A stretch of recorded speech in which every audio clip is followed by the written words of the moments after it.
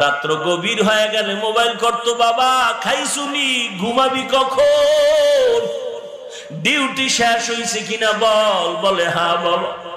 মা বলে বাবা তাড়াতাড়ি খাইয়া ল, সুন্দর করে গোসলটা কর। ছেলে কয় আম্মু তুমি খাইছুনি, আব্বা তুমি খাইছুনি। বলে তুই না খাওয়া পর্যন্ত আমাদের পেটে খানা যায় না রে বাবা। মা ভালো একটা খানা তৈরি করলে গোপনে রাইখা দেয় তোমার জন্য। বাবারে কই খানাটা আমার ছেলের কাছে পৌঁছাইয়া দাও, আমার ছেলে না খাওয়াই আমি খাইতে পারি না।